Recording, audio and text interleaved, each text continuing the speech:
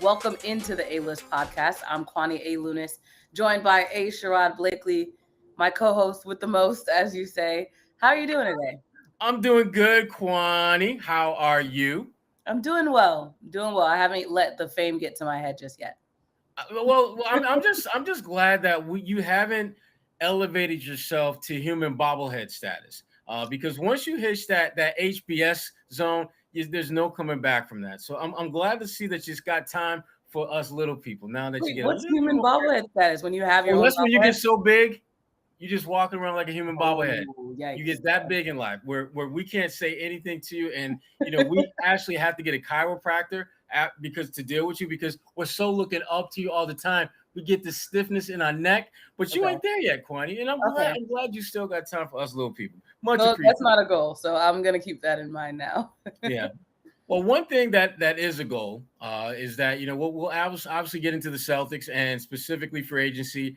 And when we were putting the show together, the Celtics and their free agency, they had done about as much as you and I have done as far as bringing in talent to Boston, which was nothing. And then the gift that kept on giving when he was a Celtic, Enes Kanter, is back, baby. It's so funny because last week I think you asked me if we would want to see him back here in Boston, and I think I said no. No, that was Javonte. That was Javonte because of the social media. Javonte, Enes, different players, but definitely have that engagement, giving you content, giving you something to talk about. And the thing I like about Enes Kanter, and he got into this to a certain extent when he was in Boston, but just his views beyond the playing field, the way that he's got a lot of different things going on with him as far as things that he's passionate about outside of basketball, things that have a much more global impact and things of that nature. And I love that about him because whether you agree or disagree with him, the fact is he's not about that shut up and dribble lifestyle that I think some people want athletes to be about, which I always find interesting because the fact that you're a basketball player doesn't mean you're a human. Because if you work at the nearby Foot Locker or you work at the local grocery store, when you get with your people, when you get with your friends, when you're around folks, you talk about stuff other than your job. You have interest beyond what your job is, and so I've never understood why we should think athletes are any different. Now, obviously, with athletes, you have the potential to impact the decisions and impact the thoughts that others will have on issues. But for the most part, you kind of whatever lane that you're in, that's the lane that you navigate in. And if people want to rock with you, they can. And if they don't, they don't. Yeah. The days of, Republicans buy sneakers too, that Michael Jordan infamously said years ago, that's no longer the case. So I love the fact that he has a voice outside of basketball. But if you want to keep it strictly on basketball, he's considering what they are getting from him, considering the role that he's going to play. This is one of those signings. All I wanted from the Celtics was to feel like, that's not bad. Because I know they can't make a big splash, and they're not going to overpay for anyone. It's basically, that's not bad. And this is actually a good sign. He's actually a player that can help them, and it's not going to break the bank. So I'm cool with this sign. What about you? Yeah, I agree. I think when you look at the depth of the big man role for the Celtics, when Enes was here, a lot of that responsibility fell on him because it was just him and Robert Williams. But now that Al Horford's back, you're not really relying on just one person. It looks as though, I'm not sure what Ime Udoka will decide when it comes to his depth chart, but either way, it will seem like at least they're splitting duties versus one person being solely responsible. And then them both having that veteran experience on the floor, I think is very important. Obviously, I think we all can agree that Al will take on more of a leadership role, but having Enes back, he does know the organization. He's familiar with the fan base and the fans overall in the city. I think it is a good fit, like you said. At first, I did question it when I first heard that he was re-signing that one-year deal, but now that I've thought about it a little more, it definitely does make sense, especially with the limitations of the salary cap for the Celtics. That's a steal, I think, in that sense. But the couple things. One of the things I do like about it is that when Brad took over, one of the things he did talk about was that he wants to get guys on the team that can basically augment / complement what Jalen and Jason do. Mm-hmm. And when they played with Enes, they were pretty good when they were all on the floor together. I think I think their plus minus was like almost 10 per game, which is really good. Yeah. But getting all three of those guys together at the same time, playing at the same time with injuries, illnesses, et cetera, so on and so forth, was a lot harder to do. But the one thing that I will say is that around the time when they announced that he was coming on board was around the time that Aaron Baines was let go from Toronto. I did see that, yeah. And Aaron Baines, he was making like $7.5 million a year in Toronto, which was way more money than the Celtics were willing to pay for him. But if he's released and you can get him for pennies on a dollar, it might. But the problem with him is that, one, you already had Enes in the fold, and two, Baines has some physical issues that will keep him out of the Olympics going forward, which is great news for Team USA, because that Australia team, one of the things that they could have given the U.S. some problems with is their size. So Aaron Baines out of the mix, good for Team USA, not so good for Australia, obviously not good for Baines. But that's the only hesitation I had when they got Enes. It was just like, they got Enes, but damn, they could have. But yeah, no, that's a really good point. Because I just remember how well Baines and Al Horford played together, and it was, to me, it was a really surprising 1-2 punch in the front court, because Baines was a better pick and roll switch defender than I thought he. I thought he was just this big Australian redhead stiff who nice guy, funny as hell, but he's not really moving the needle as far as being a basketball player. But I thought he did a great job of helping solidify and anchor that defense along with Al Horford. But it's just not. It just wasn't meant to be. And when you talk, the guy that a lot of Celtics fans had eyes on the ball, New Orleans, and he was one of the first guys off the board. I mean, it was almost like Chicago was that kid waiting for the free agency period to start, who's like that kid waiting to jump into that double dutch. They were just like, as soon as it hit, as soon as they say we can start talking, we know exactly what we're going to do. We're going to jump in. We're going to kill it right off the bat. And they did. That was a really good pickup for them. Certainly a big blow to the Celtics. But if the Celtics were seriously think the Celtics would have taken Lonzo, though. Everyone kept saying, why didn't we get Lonzo? But they never really had a chance. But it was great to talk about, because there was a pathway by which they could have acquired him, but it would require him wanting to come to Boston, which there was no indication that was the case. It would have required the Pelicans seeing something in the Celtics roster, i.e. Marcus Smart, that they would want in return. And I just don't know if the Celtics are as committed to having him part of their big three going forward as a lot of people think. I mean, he's coming off a career year. He made more threes this last season than Trae Young. So Lonzo had a good season in New Orleans. Don't sleep on what he can do. But I'm not convinced that's the guy that the Celtics had in mind as far as being part of their big three. But certainly wish him a lot of luck in Chicago. I think he's going to be a good player. And I'm not at all salty or disappointed that the Celtics can get him, because it would have been great, but I just don't think they ever had a realistic shot. This isn't like a few years ago when they were like trying to court Kevin Durant and those guys, where they had the money, they had the roster spot, they had everything that you could offer that player that pretty much any other team could offer, and they didn't get him. With Lonzo, he never really had a shot. Yeah. Well, for the Celtics, Marcus Smart is another player who hasn't been moved. It doesn't seem as though he's been talked about when it comes to some kinds of trade. Well, we haven't seen Brad necessarily make any trades. What do you think that says about Marcus's future with Boston? Well, here's the thing about Marcus and his future. When it comes to player movement, as motivated as the team that you're with is to move you, there has to be someone just as motivated to bring you on board. And I think that's where the disconnect is happening right now. There are a lot of NBA teams that like Marcus Smart. There's a lot of NBA teams that if Marcus Smart were waived today and you could get him for pennies on the dollar, he would have a line it would be looking like Popeyes back in the day when the chicken sandwiches first came out, where you had people lined up all around the block for that sandwich, just to be one of the first to get that bite. And Marcus Smart would have that type of audience if they could get him for pennies on the dollar. But looking at his contract, which I don't think is a bad contract, but it's one where the Celtics will certainly want an asset of significance in return, probably a pick or two.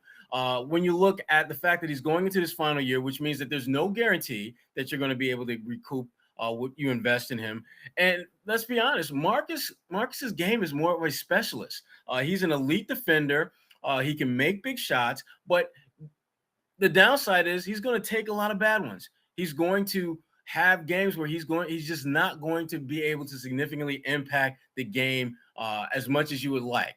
And again, teams have to weigh whether they want to make that investment or not. And so far, there hasn't been a situation that made sense for the Celtics or for Marcus. The good thing for him is that he will be a free agent next summer, and he will get, and that's when he can get the true test of what his value is. But if I'm a Celtics, I'm not going to move him just to move him. I'm not going to move him just to get him off the books unless he tells me he wants to leave. Because to me, this is my thing. When players say you need to trade me, I'm not going to fight that. Yeah, I'd rather you off my roster. Because look, I think people, they forget how bad it got in Houston near the end with James Harden. I mean, James Harden he looked like Anthony Davis as well. What's that? Even Anthony Davis in New Orleans. Right. But I think about James Harden, where it was looking like he was showing up at games. He might as well have had a Slurpee in one hand and a taquito in the other. I mean, he was just like bro man chilling. And he would go out there because he's so ridiculously talented. He could be fat and out of shape and still get 16 and 7. But you knew that this is just a bad look. You got to do something about this, because he was not engaged at all. And once he got to Brooklyn, lo and behold, you got him dropping dimes. He giving you the 25, 10, and 8 3-pack every game. Brooklyn, all of a sudden, he's doing everything that you thought he could do, and you saw him do at Houston at times, except he seems happy about it. He wants to do it. And so you don't want to keep a guy hostage in this league. And Marcus Smart, I don't think he would be a James Harden, but I do think that when you go out and the world knows that you want out, and that team is saying, well, we don't move you, this is not going to work. Because everything you do as a player is going to be hyper scrutinized, and it just won't be fair to Marcus. He could have a game where he goes like 4 for 13, and it could just be one of those nights, because everyone has those nights. But if people know that you want out, they're going to look at that differently than if he just had a bad game. They're going to look at it, he was intentionally trying to not play well, which I don't think players necessarily do. But James Harden is the exception to that rule, because he was doing every damn thing he could to say, Houston, y'all see what I'm doing, y'all, right? You see this, right? You see that Slurpee on a bench just waiting for me, right? You see my taquito. You see my Mexican food right next to me, right? All right. You see that?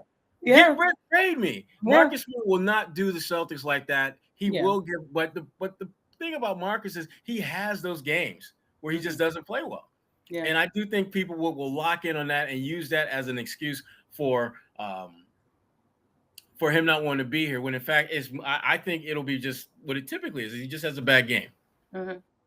And he still is the longest tenured Celtics, going on 8 seasons currently.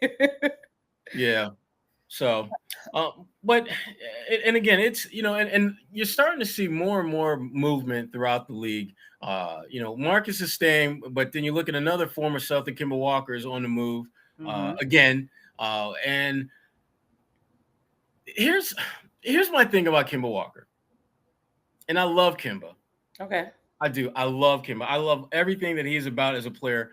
But for the Oklahoma City Thunder to buy him out, it tells me two things. One, it tells me that Kemba's value, which I didn't think was particularly high, is worse than I thought. Damn. It's worse than I thought because they didn't take a bad deal to get rid of him. They took a financial hit to get rid of him. And Kemba and Oklahoma City, they did exactly what we're just talking about. When a guy says he wants out, which Kemba clearly wanted out, he wasn't trying to be a part of rebuild. And then that's what you do. But if you are a player of a certain value, you already know what the secret sauce is to get a deal done with OKC. Give them a pick or two. That's all you got to do. You can, if you say, hey, look, I got this piece of lint and I got a rusty nail, and OKC is like, okay, I'll take those, but give me a first round pick, and we can make it happen. They could not get a deal done for Kemba, and it says a lot about his value, because you can rest assured they try hard as hell to move him and trade him and get something in return, to the point where they realized they just couldn't. And that scares me a little bit for Kemba, because it means that there's a reason why, because teams did their homework. And so it makes the deal that the Celtics did with Oklahoma City look even better. Yeah. They were able to get a deal done for him. OKC wasn't, and everybody knows OKC is all about doing deals these days. So shout out to Brad Stevens for actually being able to get that deal done to move Kemba. And again, I wish the best for Kemba in New York, which is where he's reportedly heading. But assuming he stays on that roster, it's definitely a homecoming for him. But it does make you wonder: is it that lingering knee injury, the surgery that he had? I'm assuming they had, like you said, the inspections, the health test or whatever before they decided to, buy him out. So if that's the case, will he even be able to play in New York? And that's the big question. And I feel bad about that, because, like I said, Kemba's a good dude, and I love the fact that guys like, because when you think about Kemba Walker and his basketball career, and again, it extends beyond the NBA. It goes back to when he was at UConn, goes back to when he was at high school balling in the Bronx, and the iconic moments in Kemba Walker's basketball life have happened on that Madison Square Garden floor. I mean, it will forever be ingrained in my head watching Brad Wanamaker at Pitt try to guard him, and then they get a switch, and Brad Wanamaker is off the ball, and he's looking at Kemba, and Brad is thinking like, "Damn, I gotta switch back. I gotta switch back," but he doesn't, and so big fella got his ankles broke badly. Kemba raises up, wins the game. Boom. Those Knicks fans are going to want to see some of that. Knicks fans are going to hold on to those memories, and I hope that Kemba Walker can deliver that, because, again, good guy, has done things the right way throughout his career, but the fact that there really wasn't a market to trade him in, the fact that there wasn't anything that OKC could realistically do that would get them something in return, it does not speak well for Kemba Walker. Hi guys, Cedric Maxwell here. I want to take a minute to tell you about Marigold Medical. I'm used to keeping my body in great shape, but with arthritis, even the most simple everyday tasks became unbearable. As soon as I called Marigold Medical, I knew I was in good hands. No drugs, no surgery, just an experienced team of caring professionals that wanted to get me back to doing the things I love. Make the call to Marigold Medical and get back to pain-free life. But you know who else has got like some miles and they've been in the game for a minute? The new look Los Angeles Lakers. I mean, here's the thing about their team now. On paper, you're looking at this roster, and we talk about LeBron. Yeah. You got Which I have a deleted tweet to read. Yeah. You got Russell Westbrook. You got Carmelo Anthony. You got Dwight Howard. You got Anthony Davis. You got Trevor Ariza. You got Kent Bazemore coming off the bench. I like Kent Bazemore. He's got a little dog in him. You got, old man Marc Gasol still in the building. Here's the thing. This is an absolute, without question, championship roster. Yeah. If this were 2017. Because if this was 4 years ago, this would be the death squad lineup. They could take you out 1 through 8 without hesitation. I think this group is going to be very good. Yeah. I think they're going to win a lot of games, because that's just what LeBron James crews do when LeBron James is healthy. But I'm not quite ready to anoint them the team to beat in the West, because I think Golden State is going to be coming back with a vengeance. I think the Clippers, I think you can kind of cast them to the side, because without Kawhi, I just don't think they're going to be at that championship caliber level. Phoenix is bringing the band back for the most part, so let's not sleep on them. Yeah. Utah ain't going nowhere. Denver's not going anywhere. Yeah. So I think the Lakers are going to be good. But I'm not as hyped of them winning a championship, because this is 2021, not 2017. Yeah, I'm with you on that one. I understand that roster is stacked, but when it comes down to it, how are they going to play together? LeBron, how is he?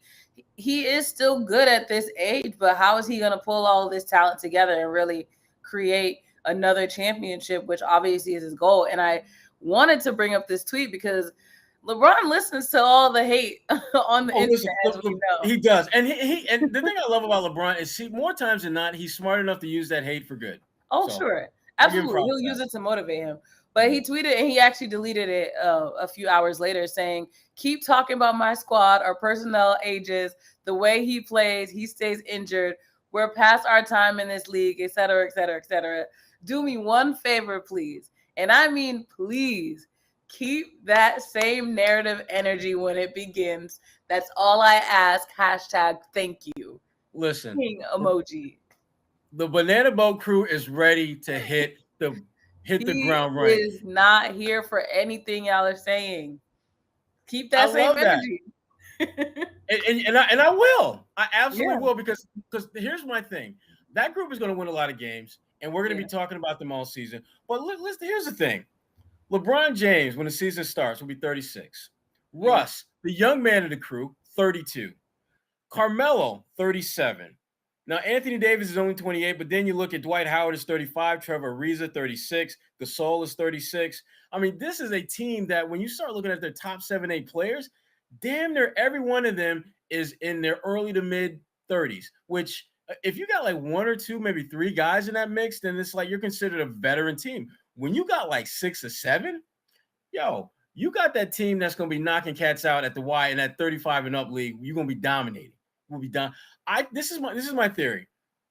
This team will go as far as LeBron's health will take them, because I think they can absorb health issues with those other guys, and I think they will. I think you're going to see games where others, just because of the fact that the wear and tear on their bodies over time, it's going to catch up to them, and they're going to miss some games. There's going to be a lot of load management with this crew, which to me is crazy. When you got like, damn, usually you have like 1 or 2, maybe 3 guys you got to load manage. They're gonna have like 7. They're gonna have. I mean, it's just like they're gonna be like that pickup team where it's just like, yo, are you in? I don't really feel like going in there. What about you, man? They got me down for 28 minutes. I'm at 26, and it's just like, damn, who won in the game? Who will play? And LeBron's gonna be like, all right, y'all, I'll play. I guess I'll play. And that to me is what makes me nervous about this team. They've got so many guys that they're going to have to manage their minutes. It's going to be hard for them to get to the finish line where all those guys are healthy, fresh, ready to play, ready to contribute. That's why, again, out west, it's going to be hard for them to get out west. And if they somehow manage to be the last team standing out west, the champs, Milwaukee Bucks, they ain't going nowhere. Shout out to my man Shimmy Ojale latching on with the champs. Yeah, shout out. I don't know if you had a chance. I think it was on Instagram or Twitter. I can't remember, but he did. Thanks for letting me be here in Boston and getting to know the fan base thing, and it was really cool. But for those of us who know Shimmy Ojale, that's such a Shimmy Ojale thing to do. So I wish him the best of luck with the Bucks. But you got Milwaukee, you got Brooklyn, who that big 3 is, and here's the thing, they were really good last year, I thought, in terms of their overall depth. They're as good, if not better, this year. Miami's stacked now. Yeah. I mean, one of the guys I know we talked about a little bit was Patty Mills, and just how he could be a nice addition to the Celtics, someone who might actually play and help them win games.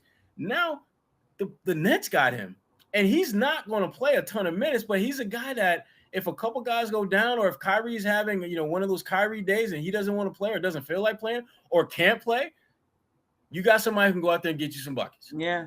Someone can make some shots. So the Lakers are going to have a very difficult time winning that next championship. And for Celtics fans, that is absolute news to their ears, because the one thing Celtics fans don't want to see, it's not even about just the Lakers having success. Yeah.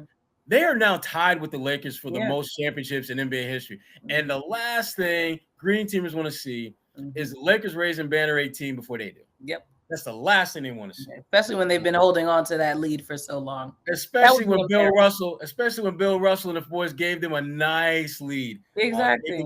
They gave them a nice lead. So that Lakers team, though, if you're the Celtics, I mean, you're and we'll talk about the Celtics in a little bit, but that Lakers team is going to be very interesting to see. And along the same lines of being interesting, and I wanted to talk to you about Bradley Beal, who we've talked about a lot, Ben Simmons, him and Kwani all day, and then Dame Lillard, who again, that's another name that you're going to hear from time to time interspersed with the Celtics, because Dame Lillard is looking more and more like a guy who is, at some point, whether it's official or not official now, he's going to be looking to be moved at some point. I think he's at that point in his career where it's not about money, it's not about all-star appearance, it's not about the fame, it's about being in a place where you can be a winner. Exactly. He wants a ring. Exactly. You're trying to get that ring. You want to put a ring on it. Yeah. So I'm curious though, Ben Simmons. I mean, what would you want? Would like how? I guess what would you be willing to give up for Ben Simmons? For the Celtics? For the Celtics or any team, like what type of player or players would you be willing to give up for Ben Simmons? Or what would you want from Ben Simmons if he were to join your team? Crickets, insert cricket sound. That's okay because that's like saying what is Ben going to do when he's wide open at the basket? That's my thing. I'm trying to figure out how he would fit in on this. I'm thinking current Celtics roster. Obviously, things would be moved around for him to be on the Celtics, and I would imagine that would be one of those you got to give up Marcus Smart things as well. That would be and if that was like the biggest piece that you got to give up, then you're probably okay with that, especially with Marcus going into his last year and you unlikely to re-sign him for the kind of money that he wants. I think with Marcus Smart, it'll be a situation similar to what we just saw with Evan Fournier, where there's the player and the value the player believes they have in the league, and then there's the league validating that value. And then if you're the Celtics, like, they think you're worth that, but we really weren't looking to pay that much. And so then they leave. And all is good. But for me, with Ben Simmons, I honestly think at the end of the day, he's not going to be traded. I don't think, and here's why I think that, because Philadelphia, I think right now is asking way more than Ben Simmons is worth. I mean, they're like asking for like a young, talented, on the rise, quasi all-star, and they want picks. And teams are like, wait a minute, you want me to give up a quasi starter who, by the way, can probably score, and give you a couple of picks who are probably players that when you draft them are going to be able to score, for a guy who is not going to forget about score. He ain't even trying to shoot. He has actually regressed in terms of being a scoring threat than from what he was when he first came in the league. And you don't see that from young players. Guys in this league are like chomping at the bit, foaming at the mouth to get shots up. They want to shoot. They want to get buckets, and he's complete opposite of that. And I think Doc Rivers is just going to run it back. And I think because they're not going to get the kind of offers that they feel are frankly worth moving him for. They need to lower the number and let him go elsewhere, though, because it doesn't seem like he's going to be successful in Philly. The same way Markelle Fultz had to go to Orlando to just get that confidence, Ben might need to do the same thing. It's not working in Philly. And if Doc Rivers couldn't help him last season, I'm not exactly sure what he could do this season to really bolster that confidence. I think he's got to go somewhere like Sacramento. Where you go there, you try to reestablish a value, and you leave them once you start develop a jump shot, and now you want to win. Because I think Ben Simmons, he has to. I think at some point he's got to realize that as long as he is going to limit himself as an offensive threat, he's going to limit his team's chances of being successful. And if you go to Sacramento, where for them success is like getting into the playoffs, he can do that. He can absolutely help that team get that 7th, 8th seed. And they've got some young talent when you start looking at their roster, where if you're Philadelphia, you wouldn't mind having Halliburton on your squad. You wouldn't mind having, one of their point guards on your roster. They've got some pieces where I think they could potentially put something together. But I think that's the type of team that Ben Simmons would need to go to. But here's the thing that to me, the X factor in all this, you have to have an organization smart enough to put that deal on the table. And I don't think the Kings are. I think the Kings are thinking, nah, we're good with our young guys. We're just going to develop them and keep fighting for that number 9 spot in the West. And I'm thinking like, okay, but Ben could actually fit in well with your guys who like to score, because he'll be good with that. And you won't have the pressure of trying to win a championship. Just get to the damn playoffs, and shit, that'll get you damn paraded in Sacktown. If you get to the second round, you might have a statue raised. If you get them to the second round of playoffs, you just might get a statue first year in a job. So he needs to be in a situation where winning isn't winning or bust. It's just success is simply getting to the postseason. What you do there, that don't matter. Just get there. That's what they want. That's a really good point. The big market life, Philly, Boston, New York.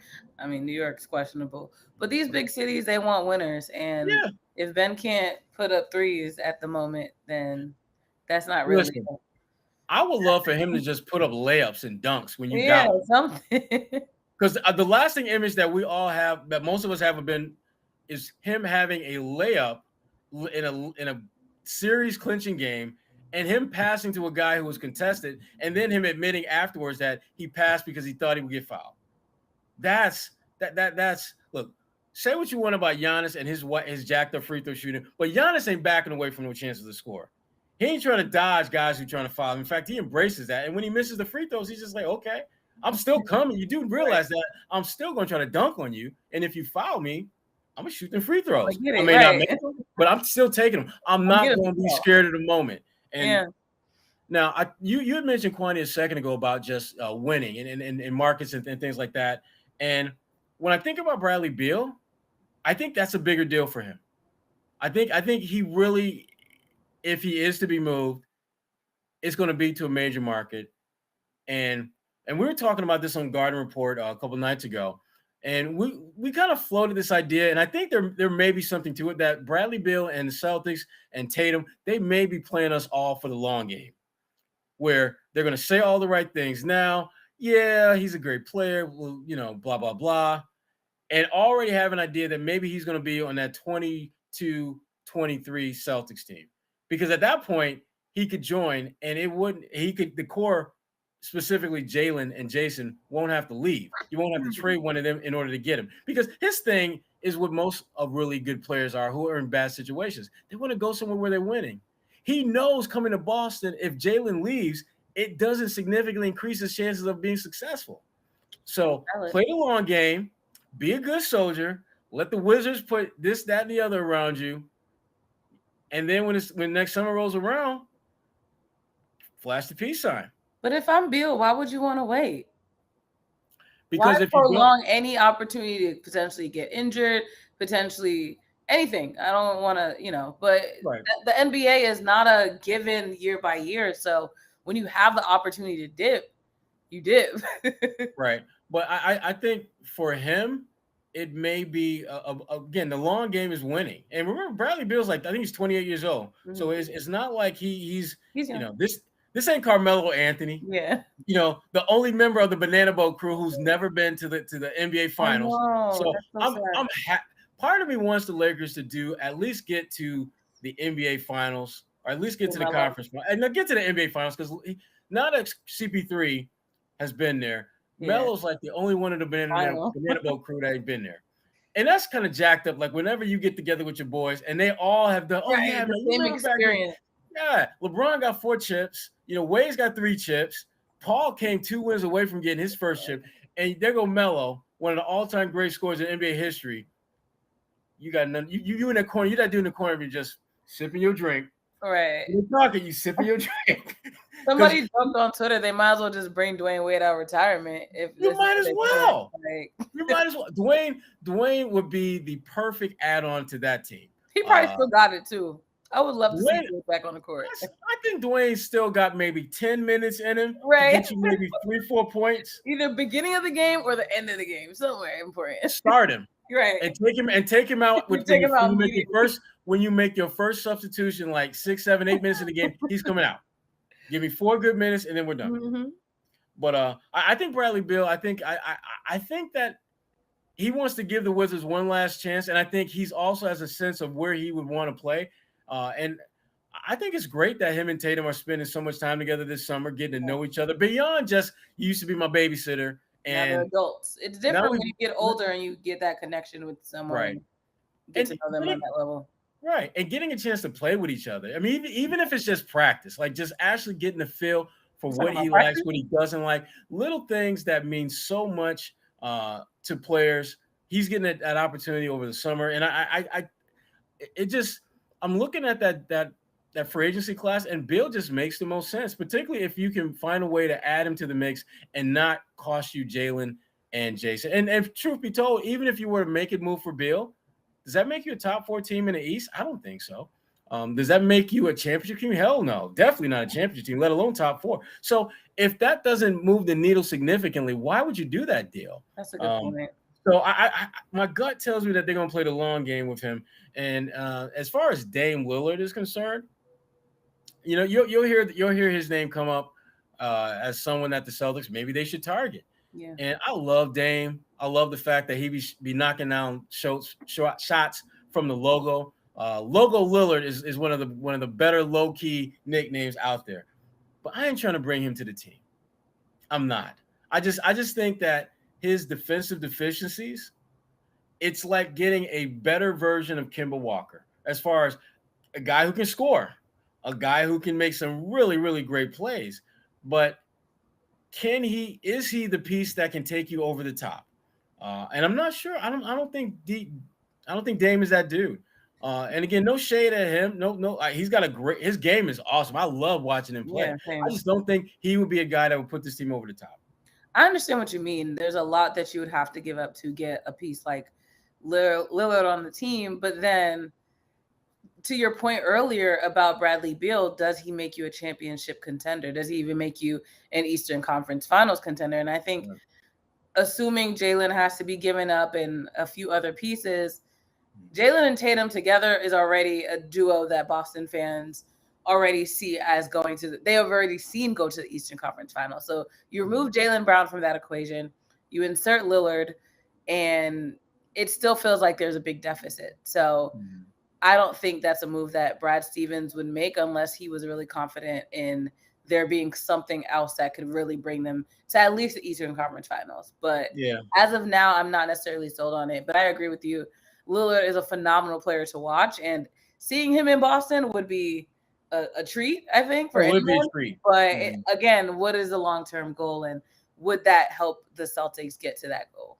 Right. And again, we're talking about what I would like to call, top shelf items here. This is when you go to like Rodeo Drive and you start window shopping, knowing you got a little bit more than lint in your pocket, but you ain't got that kind of money. Yeah. And you're like, that would be nice, but I don't know if that's a good fit. That would be nice. But I tell you what we definitely, and by we I mean the Celtics, they can definitely afford is them cats they got on their summer league squad.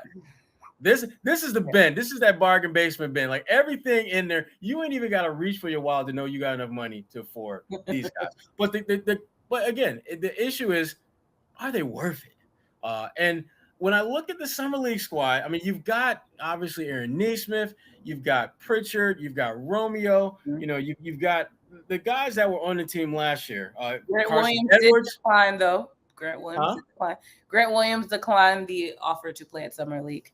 I ain't mad at him for doing and that. I heard him get criticized on a local radio station because millennials want to take breaks. Well, listen, I am not. This is the thing that I think some people sometimes lose sight of is that when you get to the NBA, the goal is to stay in the NBA as long as you can. It becomes a business. And I think Grant Williams saw the business side of things last year in a way that I don't know if he knew it was going to be like that. I mean, Grant Williams was a guy that came in, late first-round pick, great personality, very loquacious. People, talked that up about him. Made a couple of nice moves early on in his career, but he had that stretch where he could not make a three to save his life. And he has to be able to do that as an undersized four. And then we saw this past year where, Grant was logging a lot of minutes, and statistically speaking, it was a lot of empty calories. Plus minus looked good, but there wasn't anything that he was doing that you could call a discernible skill that you could rely on consistently. And to me, Summer League, for young players, you're looking to establish your foundation. And I think for Grant, he would be much better served working on that part of his game in training camp. Because if I'm him, I'm thinking, I don't want to be Gershon in Summer League. I don't want to go to Summer League, don't play so great. Next thing you know, I'm on a flight outside the country, playing instead of playing in front of thousands of fans, I'm playing in front of like a few hundred. And instead of, me just being part of this really great league, the most talented league in the world, I'm playing for a league that's it's all right. It's all right. You don't want to be that dude. And then and because once you leave the NBA, it's incredibly hard to get back in. It's the ultimate club for ballers. Once you get in, you ain't trying to lead to the club tell you can't stay no more. And you hoping that you can, when they start looking around, who do we need to get rid of? You need to have your drink in hand, and then hope that they don't see you. You need to be as inconspicuous as possible. And I think for Grant, that's a smart move because I do think that if he were to be on the Summer League team, I do think that he could potentially do more harm than help himself by doing that. So shout out to Grant Williams for being smart about the game. Respect the game. I respect smart that. Millennials. I absolutely respect that about him. But the one thing about the Summer League team, it's going to be the Yam Madar show. That's who we came to see. That is who we absolutely came to see. But there's another guy that I want to see. And it's a guy that not a lot of people, some people may remember him, but he's not someone that just jumps off the pages. And that is Zach August. Played at Notre Dame. He was born in Cambridge. I think he played in Marlboro. Yeah, he played he was like a 4-year guy at Notre Dame. Is this a new 10 questions with NBC 10 Boston guest? Oh, wow. Promoting at every moment. Kwani, look at that. From Cambridge, though. I didn't know that. That's phenomenal. That's where he was born. But he had a good but not great career at Notre Dame. And, there were things about him that didn't necessarily translate well to the NBA, which is why he was undrafted. But he's 6'10", 240. He's quick, good rim runner. You love this. He's half Greek, half Haitian. Ooh! I'm rooting for him. Yes, he speaks Haitian Creole, Ashley, from my understanding. Wow, his Creole's probably better than mine too. I'm ashamed. But I think he would be someone that, again, I was thinking this before they got Enes Kanter, but they're still probably going to look to add one more big, and so who knows? And they may sign him to a 2-way contract and go that route with him. Who knows? He's like 27, 28 years old, something like that. So age-wise, he's in a good place. Experience-wise, having played a couple years overseas. He wouldn't be a bad guy to see him in a G League kind of develop and see whether that's someone that you could add to the main team at some point. But Yam Madar is the one that we're all curious about, that we all want to see. And what are your thoughts about him? I mean, I don't know what to expect. What do you think? I'm at the same boat. You have the scouters that immediately when you hear them, everyone's on Twitter like, according to my research, I've seen this, and he's great. He's a great fit for the Celtics. Take it with a grain of salt. I want to see what he does in Summer League. I know that's not the be-all, end-all. I've said that before. Summer League is really just a showcase of whatever skill sets these players have on a – it's like I like to see it as like that midway point between high school and college when you get that summer program. And it's not as high-paced as college will be, but you get a little adaptation to it, and I think that's what Summer League is. So if we can see what Yam gives us in Las Vegas, and we can kind of translate that to the Celtics season, then I'll be a little more, I think, informed when I can see with my own eyes on that next level, because it's still a different level of basketball. Yeah, I've seen so many Summer League superstars that became regular season. Wait, who is that? Mm-hmm, exactly. I think about a guy, Carson Edwards. I mean, Carson was great in Summer League, and hasn't been that great as a pro. I'm glad that he is on the Summer League team, because he's a guy that I do think has to establish some value. I do think that there is the potential for him to get Gershon if he doesn't play well. It would not surprise me or shock me, and I hope he does well, because I look back at his career at Purdue, hell of a shooter. Look back at some of the games he's had for the Celtics where he showed flashes of being that elite Vinnie Johnson type of scorer off the bench. But there's never been enough consistency with that to where you felt that, okay, we can put him out there and he can help us. Carson has to figure out how to help teams if he's not making shots. And if that's the only way that you can significantly help teams, damn it, you need to make them shots. You need to make them shots. And that's all you have to do.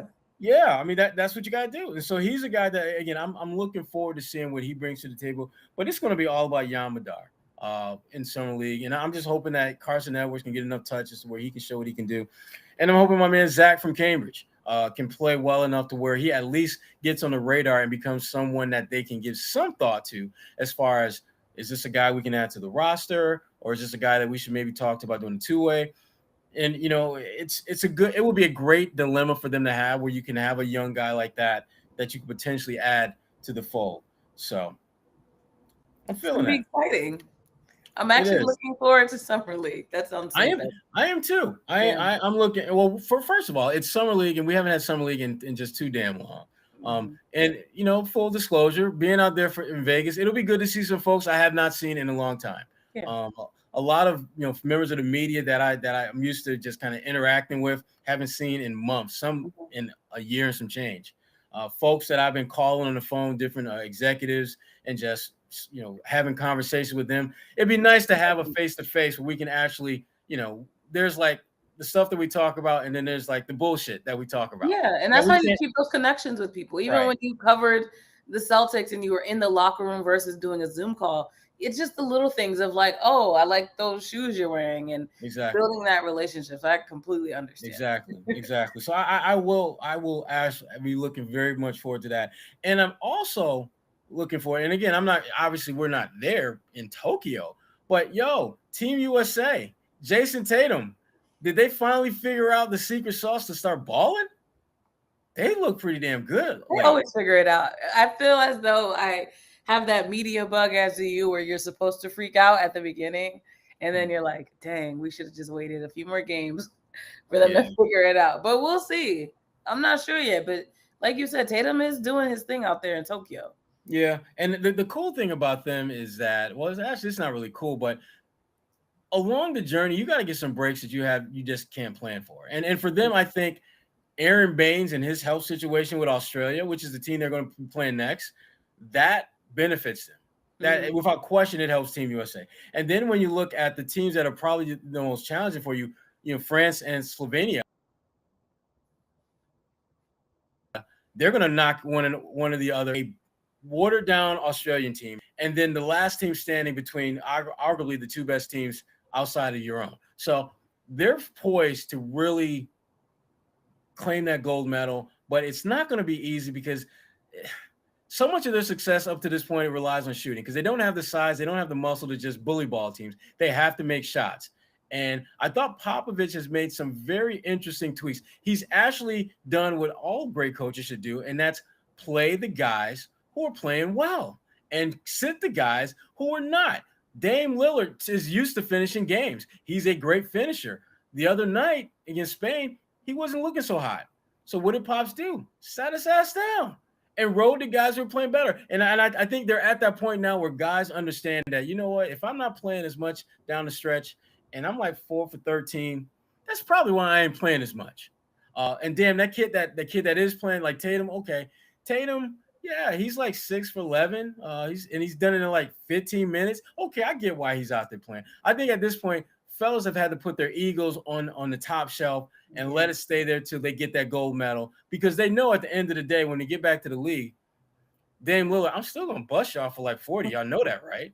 I mean, I may not be playing in the last 8-9 minutes of this game, but you do know I'm still logo Lillard, and Kevin Durant.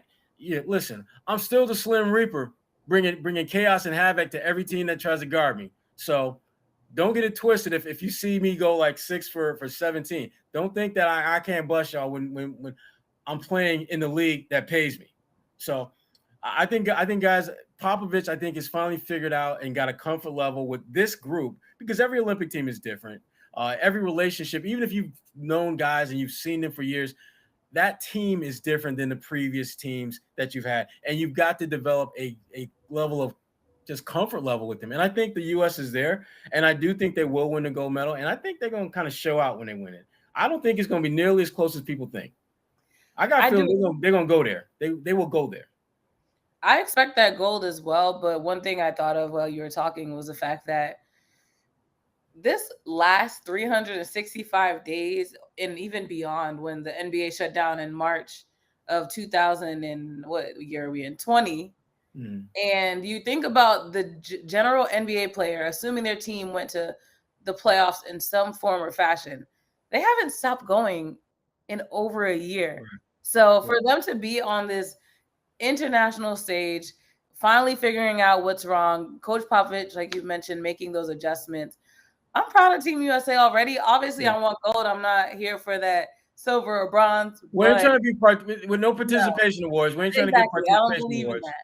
But overall, I think all those players deserve some kind of kudos, because it's been a long year and I don't physically play a sport. So I can't imagine having to barely have an off season over the last year and a half, barely have a vacation day, and then still be able to perform on the highest athletic stage in the world. So yeah, and I look specifically at a guy like Drew Holiday, who just who came off winning a championship. After a championship game. And he's been like it played. Yeah, he's been like one of their best. I mean, if you had to go down the list of like who are the top 4, top 5 players, he's on that list. That's wild to me. It's crazy. And I love the fact that again, he's just stepping up. He's not tripping. He's like, look, I'm just gonna ball out. Mm-hmm. But I do feel bad for Devin Booker, who had to be around him on that flight over after catching that L. Mm-hmm. That's Devin Booker. I give him mad props just because, you know what? I don't know if I could have been as cool with everything the way he has been. That's a long flight to think about the fact that you lost to this dude too. And the fact that you're trying to get that out of your mind and out your system. And the minute you get up to get some damn peanuts, there goes Drew again. You can't go to another country and decompress because you're going to the same country as the person that just beat you. Yeah. I mean, Dan, I saw Drew for like too damn long and you still here. I see Chris Middleton, you know, and I appreciate the fact that Chris and Drew weren't petty about it because they could have been real petty. They could have just been like, "What's up, Dad? How you doing? You good? You good?" I mean, you want to assume they weren't petty. Who knows what's behind the scenes, what's going on? But I think if they would have got petty, I think Devin would have tweeted about it. I think that might have been what he did after he did whatever he would do when they came at him like that. Devin is no punk. Devin is a real one. I've gained a lot of respect for him. When he got in Jokic's face during the playoffs, knowing damn well Jokic has got like family members who are like, he got family. He got that kind, family. If something go down, family there. They ready. And Devin don't care. Devin's I respect him, and he's one of those guys that I would think long and hard about just going there with. But anyway, Devin's a pro. He's handled himself like a pro. Drew, same thing with Chris Middleton. They're pros. And we are pros as well. So, Kwani. Yes. You got a lot of stuff going on. A lot of stuff going on. I'm glad you got time for us, folks. I really am. But talk a little about some of the stuff you got going on, particularly some of the NBC 10 content you got working on. Yes. The show, The Hub Today, is now in its second week on NBC 10 Boston. So you still around for a second week? I'm still around. I made it to 2 weeks. I don't know. You gotta keep me in your prayers. But it's an 11:30 a.m. show. It's a lifestyle entertainment. I've been doing the Olympic update. So after the last Olympic update, I'll just be doing a whole bunch of other things. But it's been fun already. The energy is crazy fun. And I never consider myself to be a morning person overall. But being on this show has definitely been an amazing experience. So if you have the time, be sure to tune into NBC 10 Boston in the morning. You can also stream it. So if you don't have a TV, you can just whip out your phone and watch it there. And I've been posting some of the clips on my social media pages as well. So I am busy, as you said. We're still doing 10 questions. The digital series, I just booked some big guests. Well, I didn't book them. I asked a request for them. I got to see if they actually get approved. But I'm trying to keep the momentum of all the big names I've had already. I'm like, all right, can we just keep this up? So just keep an eye on NBC 10 Boston. Nice. I've been busy, so it's worth the watch. Good. Yes, yeah, and good stuff too. I mean, you're highlighting some of the stuff that they're talking about with the Olympics as far as social media is concerned, and there's a lot of chatter going on right now with Olympic athletes and some of the issues that they're dealing with, and it's been good to really kind of encapsulate that stuff the way you have. So good stuff, Kwani. Good Appreciate stuff. It. What have you been doing? I'm trying to stay as off the radar as possible, but you know how it is. Doesn't quite work that way. Just a lot of this free agency stuff. I'll still be kind of involved with that. I'll be at Summer League next week in Vegas, doing some stuff for Bleacher Report as well as CLNS Media. I'm still writing a lot of Olympic columns for ebony.com. And just staying busy. I mean, just keeping busy, lots of stuff. My kiddies come back to school at Boston University in a few weeks. So that'll be fun to kind of get them back into the swing of things. And other than that, just trying to stay busy. Well, that was another podcast in the books. I've lost count. Shout out to Paul Pierce. You know why? Why? Podcast number 34.